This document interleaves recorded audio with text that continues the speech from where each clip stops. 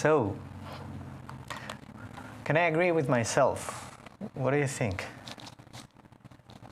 You think you can agree with yourself?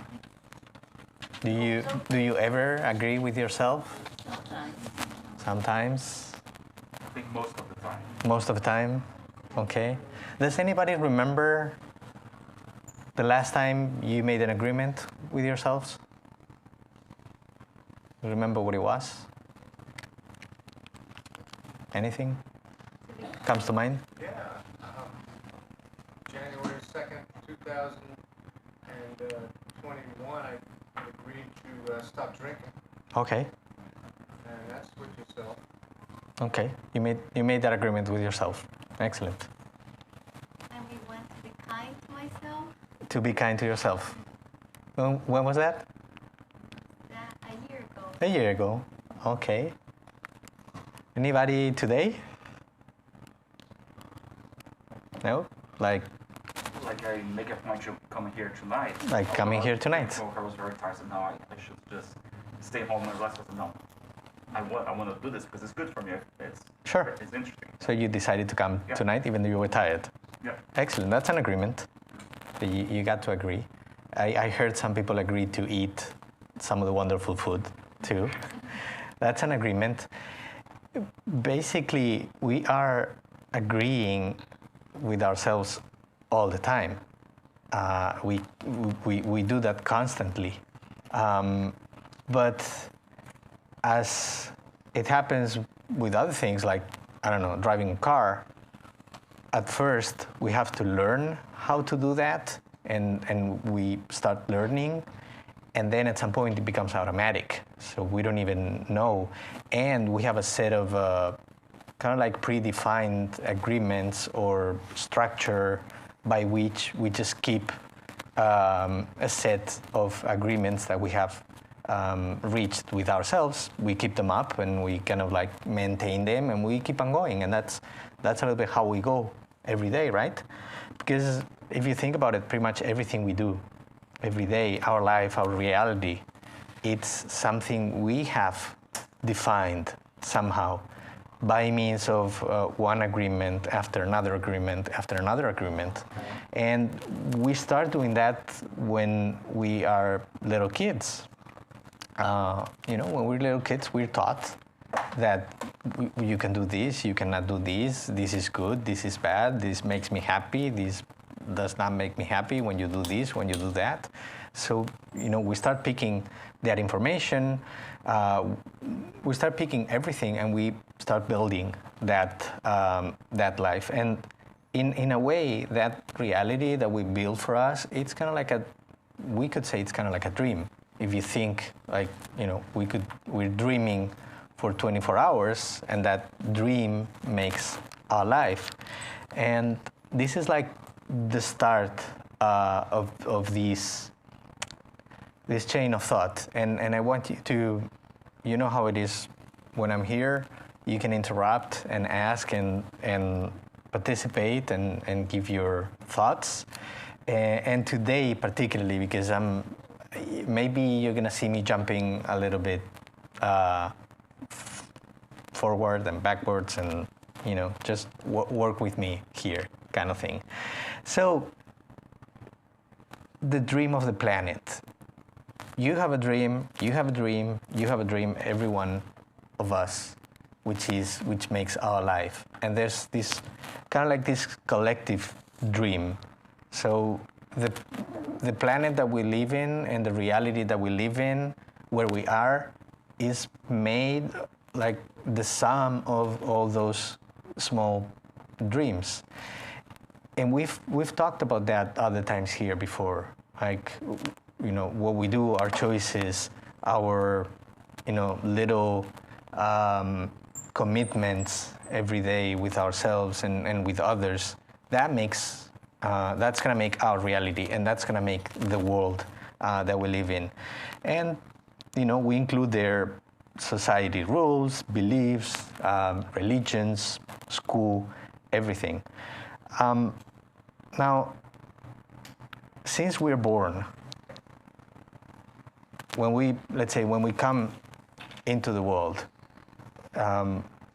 there is a reality there already going, already happening. There are things happening, and each one of us, we come to a different place and to a different family with different values and with different ideas and beliefs.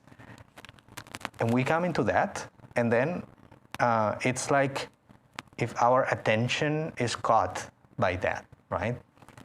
Our attention is caught by that reality and by those rules and by those beliefs from the beginning, and we're not really choosing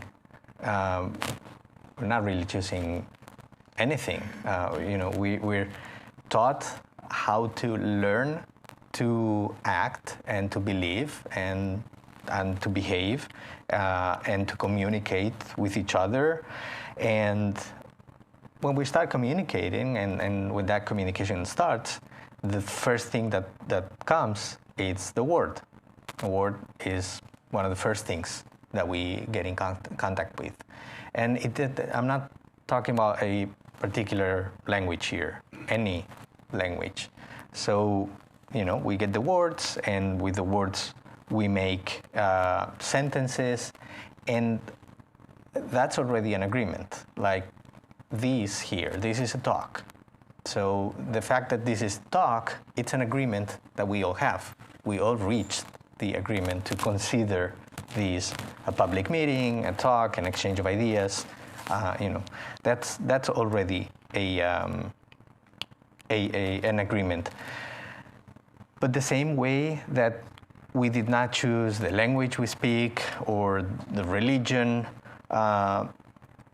we don't choose our moral values either. Those, we get them from our parents, from our schools, sometimes from our countries.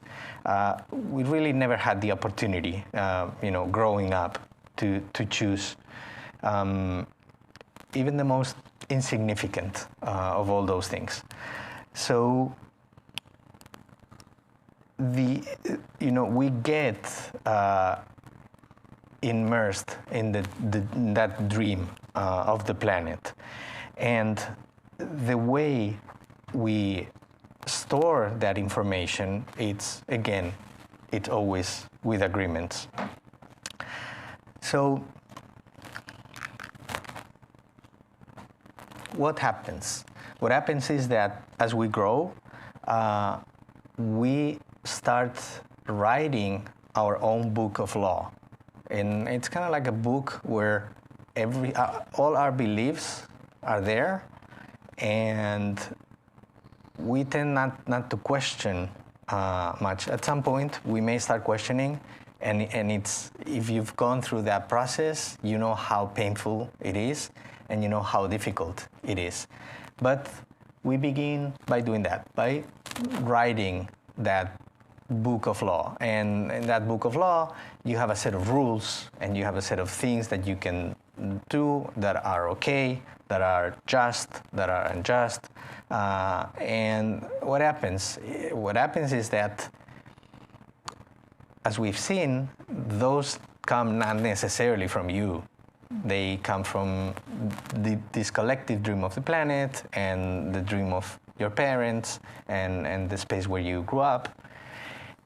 And those may not be in sync with your true self, with your essence. So at some point, you're going to have this book of law, these beliefs, this belief system, and it may clash with your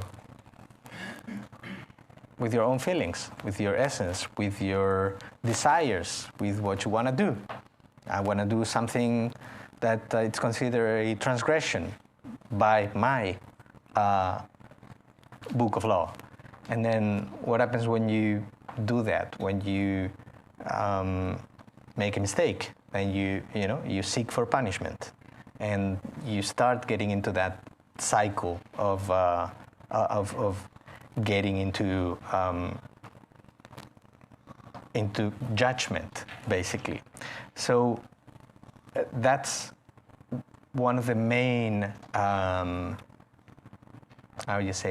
one of the main functions of that your own book of law, and it's to judge. It's useful to judge. So like anything, you have the law, you have like the criminal code or the civil code or whatever code it is, your own book of law, and you use it to judge, and you use it to judge what people do, and you use it to judge what you do, and you just basically we tend to, if you think about it, we tend to judge everything. Like the weather. Oh, that's crappy weather today. You're judging. We're judging. Can you put a little bit more up so that I can hear? Yeah. Oh, that changes. No, this is Larry's. But yeah. Hold on. Is that better? No. So nobody's listening. Nobody hears anything. Thank you, Nara. Okay. At least you weren't falling asleep. See, I'm judging now. That's my book of law. Yeah, we tend to, if you think about it, we tend to judge everything, and we do it by that book So of. what's the difference in judging and an opinion? Mm-hmm. What you consider opinion and judging? Okay, I'm trying to think of an example, but being very, very, very, very basic, right? It's raining, and that's a crappy weather. To it's raining, and it's just pouring down. So one is an opinion, and the other one is a judgment. It's a micro judgment. So positive is the opinion and judgment is No, in this case, for me, an opinion, I mean, I don't know if opinion is a word, It but might be it'd be an crappy observation. weather for you. It might be a beautiful, weather for me if I wanted to be cozy at home, right? So We can maybe say that the opinion doesn't have too much emotions attached to it, and judgment, when you judge, that's the angry. you get, Yeah, that's why, I don't know if opinion, but I would use observation. Yeah.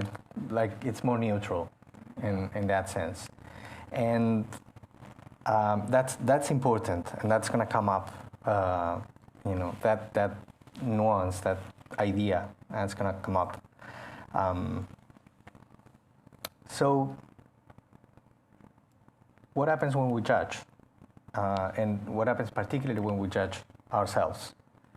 Then we tend to become a victim, and we tend to bear guilt and blame and shame. And again, it may be very small things, but it's and it creates that dream, which is your reality. So in a way, that's where we're living. We are agreeing to live like that. So if I think the weather is crappy, I live in a crappy place, and crappy weather, or whatever it is. So it's poor me, and what does that mean? Probably it means that I'm not worth. I don't deserve to live in a place with good weather, or good people, or honest people, or hardworking people, or kind people. Name it, whatever it is. So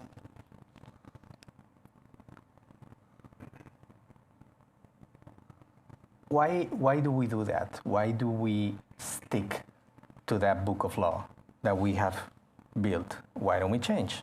Why don't we question it? Why don't we challenge it? What do you think? Or you do? Maybe you say, no, I do. Because you have to leave your comfort zone, and that's always painful.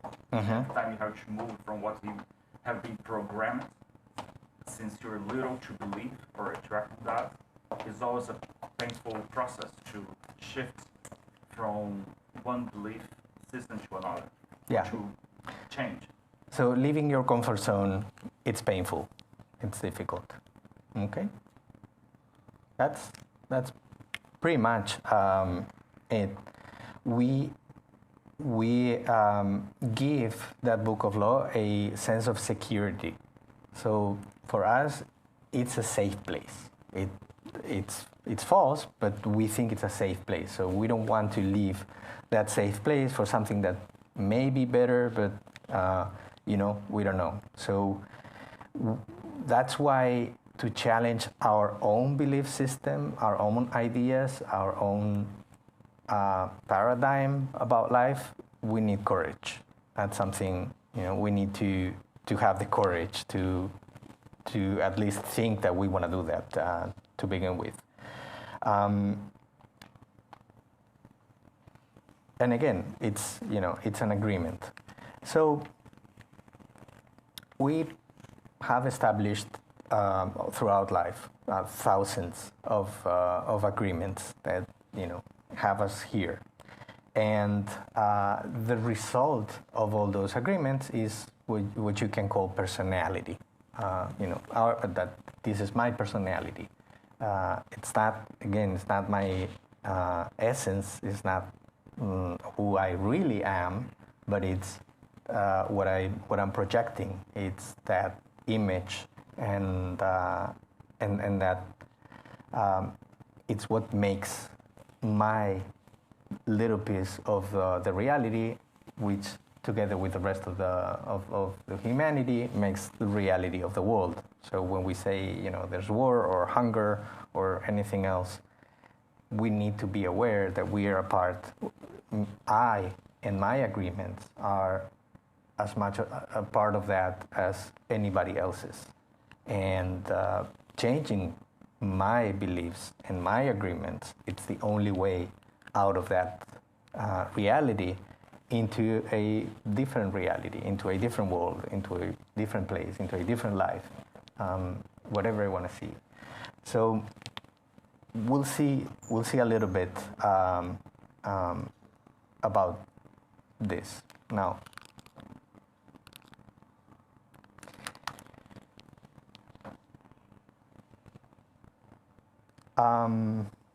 In this, who here has read this book, The Four Agreements, by Don Miguel Ruiz?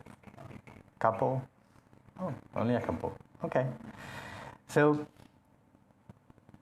basically, I'm just gonna give paint a picture of the book, but I do recommend very much that you read this book. I felt the need to revisit the agreements, and I think that's why I'm talking about this today here, because I felt the need to go over this again.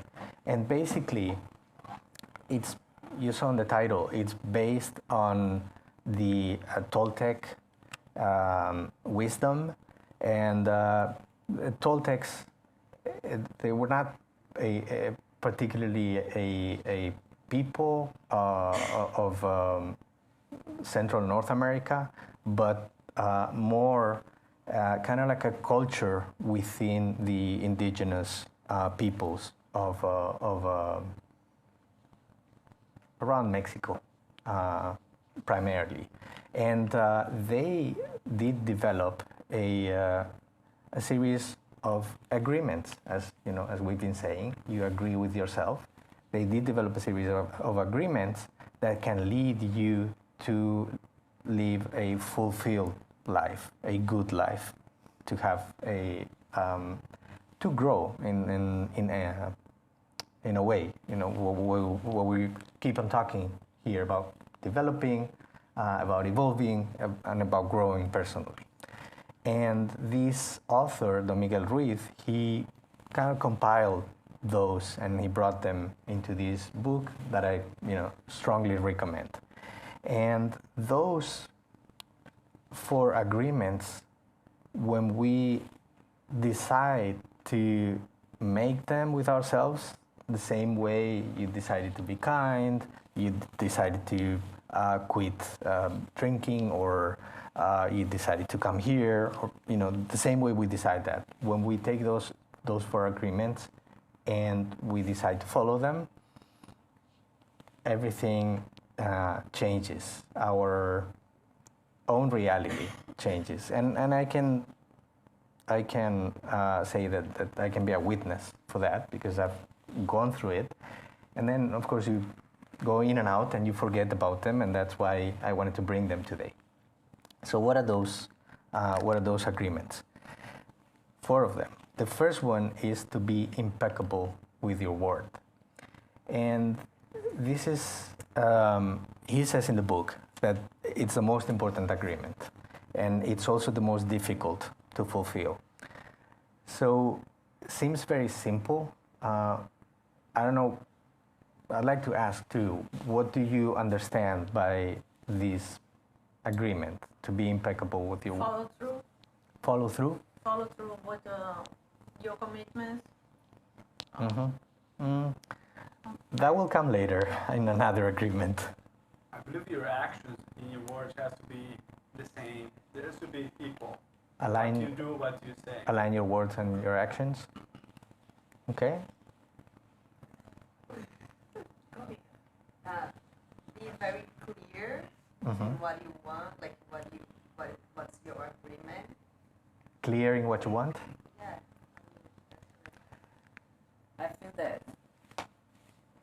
I feel like in my case, impeccable with words, like, I cannot say, oh, this is my agreement, I'm going to be kind. I have to be very careful with the words that I'm selecting. Careful with the words that you select. Because that word is like, it might be like an agreement, like you say, then, but if I have to very understand the power of that word.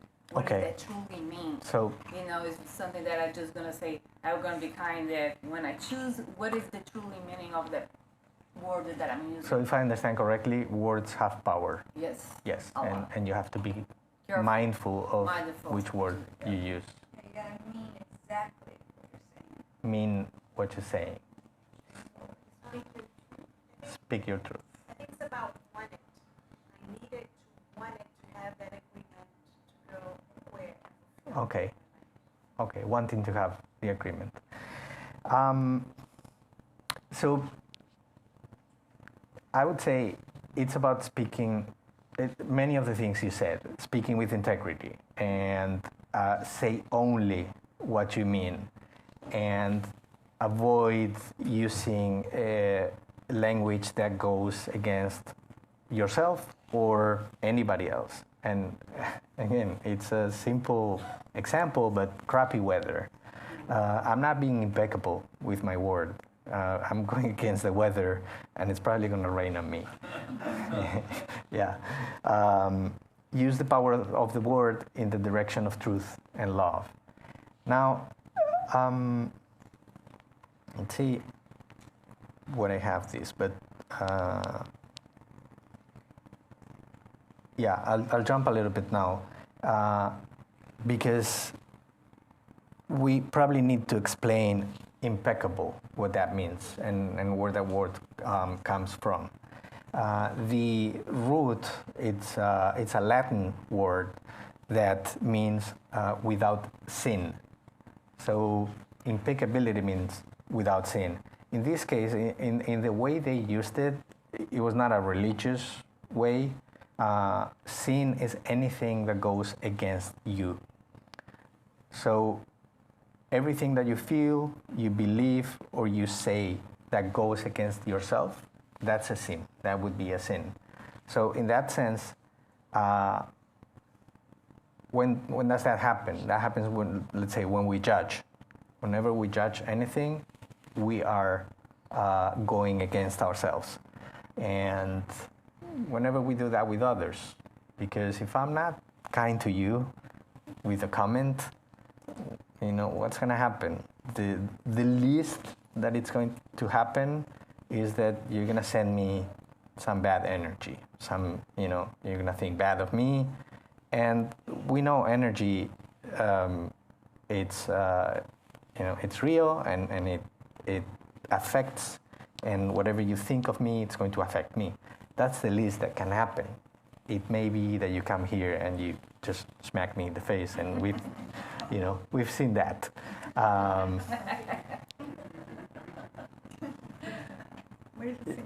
We can a very recent example of not being impeccable with the word. But the problem is that's creating a reality. That's creating a specific reality, a specific world. And in that case, in the case of what happened with the Oscars, to me it was even more shocking, because one of the persons involved, I had seen many interviews and seen him talking, and he seemed to me that he was impeccable, so that also reminds me that we have to be super careful, and that it's really, really important.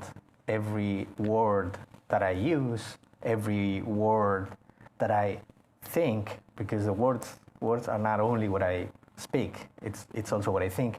Everything in my reality is composed of words.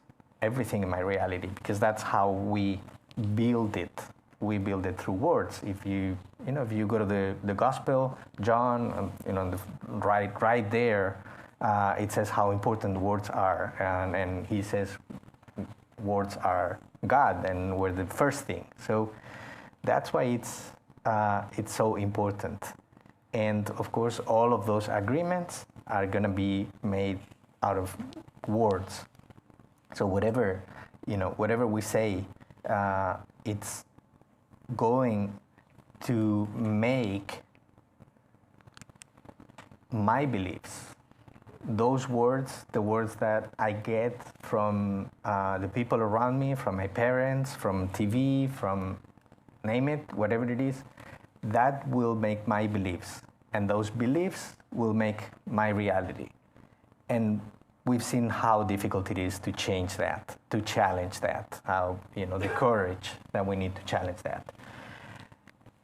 So first thing we need to do, we need to be impeccable with our words.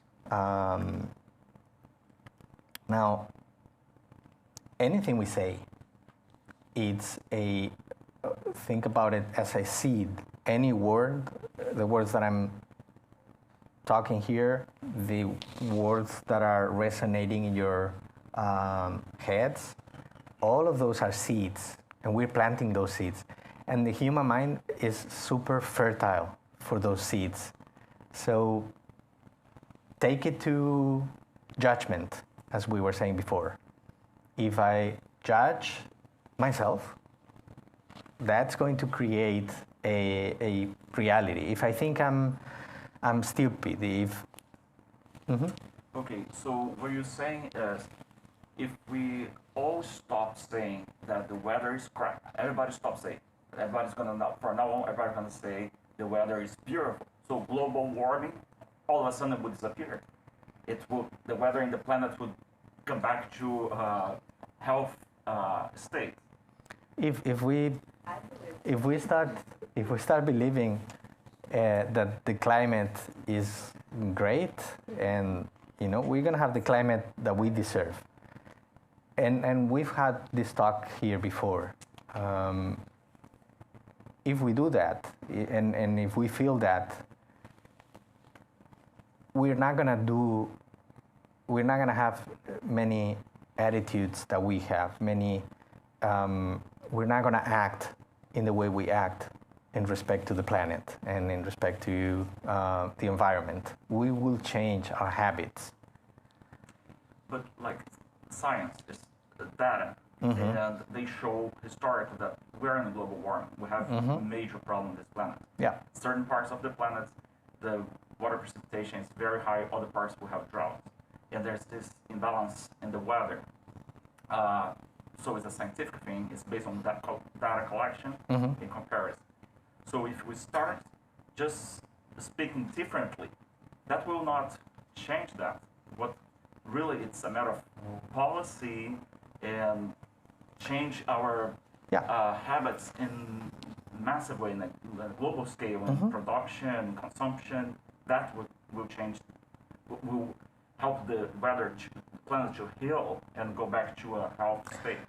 So there's something which we'll see towards the end, but I can tell you this now because this is very important. There's something that is attached to those words, and one of the reasons why we need to be impeccable with those words, and it's the intention. So the words are not just words. I don't say crappy weather and or anything else. There's intention attached to it, and there's power and there's movement attached to it. So yes, if I am impeccable with my word towards the planet and towards my environment, and which I'm not. I'm aware of the climate crisis. I'm aware of science. I'm aware of what's happening, and I'm aware that I'm not doing everything that I could be doing, and I'm not putting my intention and my words in it, because I have many habits that are a direct cause of that. And those habits are part of my belief system, and I keep supporting them with my words. So that's in answer to your question, yes, everything would change if we all would respect this. I believe everything, our reality could change from one day to the next. That's my belief.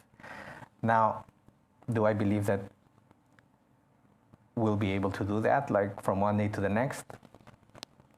I don't think so. I don't think that's going to happen. But I think I can do my part to change my reality. And I've seen how things change for me when I change, when I'm mindful about what I say and how I say it. Here and. Who's going to say if you are or are not impeccable with your words? Who's going to judge that? You? To me, only you can do that. Only you can do that. And I know. You know the intention, right? So it's up to interpretation from oneself if you're impeccable with your word. Mm-hmm. Yep. You have to be true to yourself to start it in. I think you feel that when you're not impeccable, when you feel something inside that goes. Yeah. You don't open your mind, things like this. It's like the intention changes the action. It's not the intention that's going to change everything. When you have the intention, this part change, the next one change, the next one change, and everybody builds together. I think something like this. Yeah. Let's give an example. You can tell somebody did something or didn't honor some agreement they have with you, and you can tell them, oh, you broke your promise. You were wrong. You're wrong by doing this because you broke your promise. You're judging with that. Now, you can say to that person, I feel let down by what you did. And by doing that, you're talking about yourself and you're not judging the other person. So that is probably going to change your reality, the reality of your relationship with that person, because you say you broke your promise, you made a mistake, you did it wrong. Probably what you're gonna get is, no, I didn't break my promise. You didn't allow me to fulfill what my agreement because this or that. Whilst if you do it the other way, you can open that conversation because the other person is not going to feel judged by you. just an example of how this could work. Now,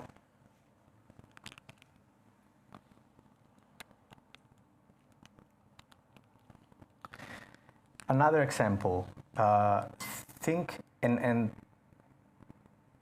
this is something that happens very often, gossip, and we talk here about gossip, but gossip is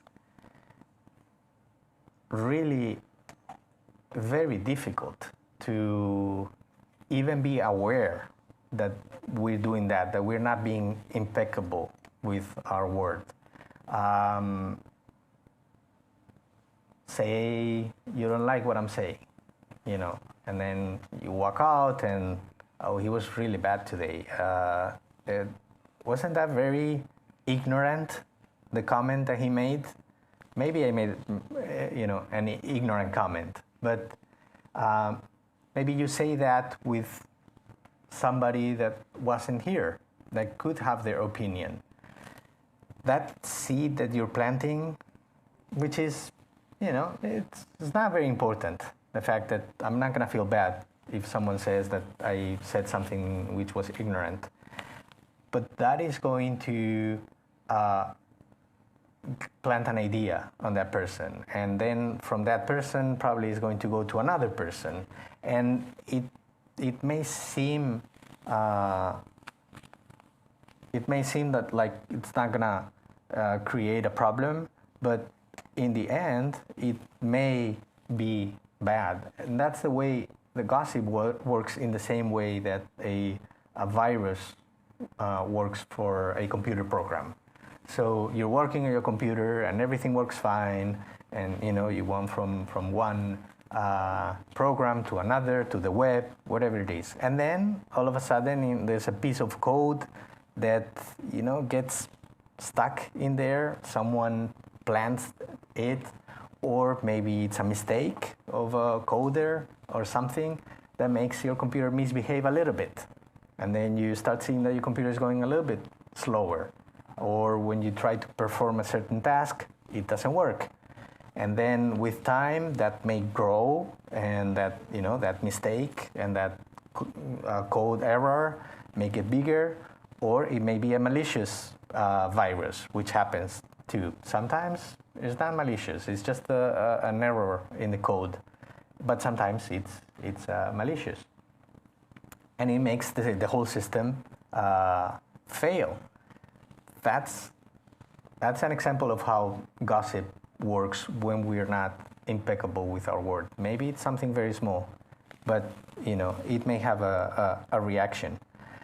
So if we are mindful of our words and we try to be impeccable with them, in the sense that we have seen, in the sense of not judging, and in the sense of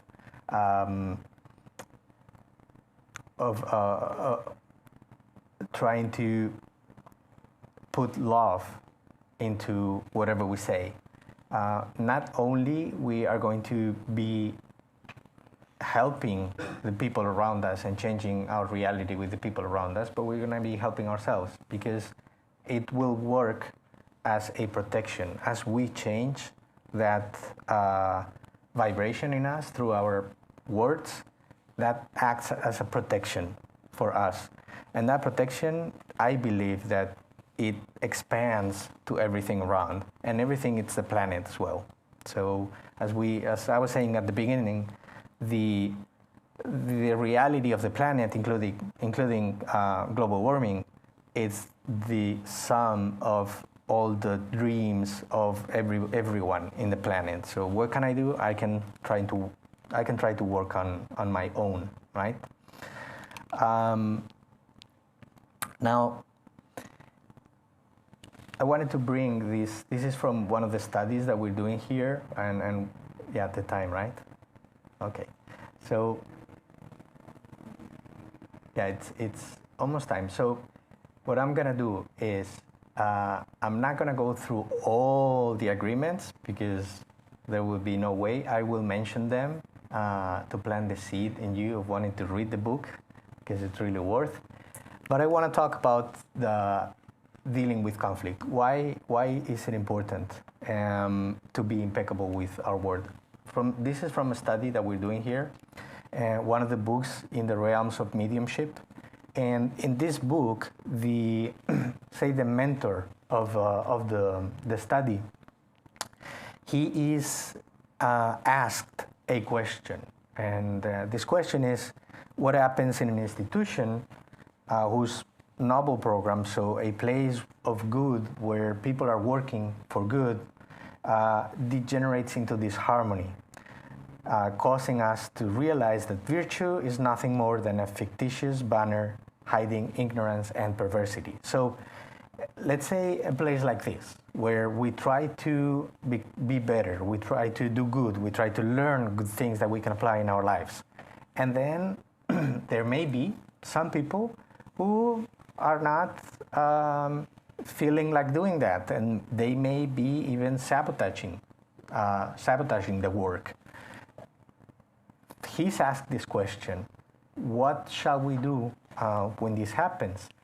And the answer really shocked me, and it has to do with being impeccable and not judging, because really what we tend to do, we tend to intervene, and we tend to think, oh, no, this is a group, I need to maintain the harmony of the group, I need to tell that person who is doing something wrong, you're doing something wrong, and you have to correct that, and you can't keep on doing that, otherwise you have to leave the group.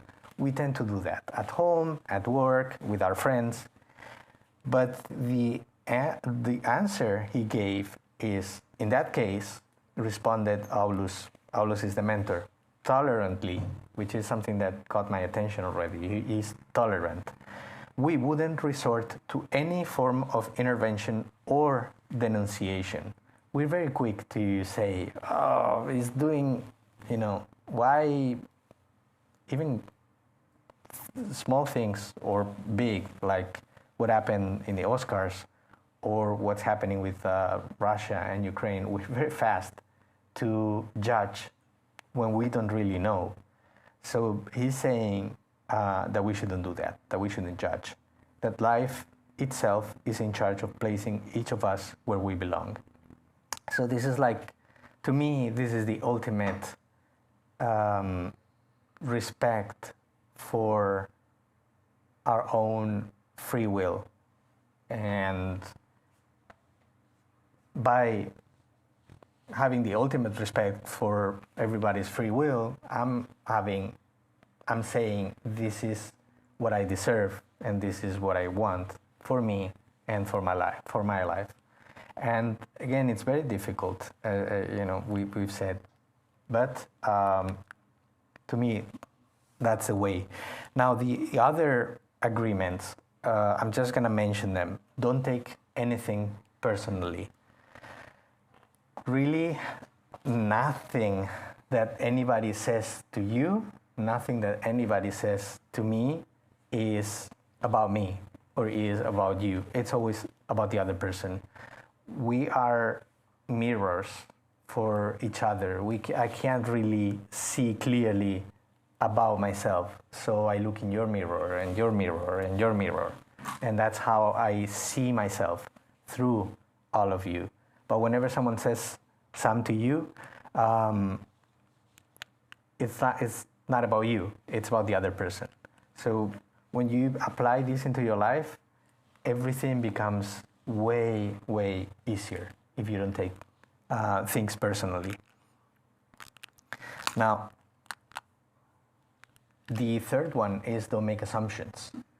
We tend to use our own agreements and our own belief systems to decide what the other person is saying means, or to apply an intention to what someone is doing. Oh, no. If they've done that, that means they don't like me at all. Otherwise, that they are disrespecting me because they did this or that. I'm making an assumption, and that's just gonna get me in trouble every single time. And the last one is always do your best. So when you try to be impeccable with your word, and you try not to take anything personally, and you try not to make any assumptions, and always ask, and it's very difficult to ask. When you feel hurt by someone, it's very difficult to ask, what did you mean by that? What is it that you're feeling? Are you okay? Even that, sometimes the other person is not okay. Are you okay? We tend not to do that. When you're doing all of that, the only thing left to do is, and again, very difficult, always do your best, because you're gonna feel good. If you did whatever you could, it does not mean that you're gonna do well. It does not mean that you're gonna have a very good performance all the time. You're gonna have good days, bad days, but you did your best. You tried your best. If you do that, you're gonna be okay. You're gonna feel good. You're gonna feel okay. And this is what Don Miguel Ruiz brought, and what he calls the Toltec. To be a Toltec is a way of life. And I like this sentence to finish, because it says that there's no leaders and no followers. When you think about those 4 agreements, and when you try to put them into practice, you're not looking at anybody else. So that's an answer to your question too. Where do you find that? You will only find that in yourself. But be sure that it is in yourself already. You don't need to follow anybody. You don't need to mimic the belief system of anybody else. You just need to find your own truth and try to follow it. And live and follow your own truth. That'll be it. So thank you very much.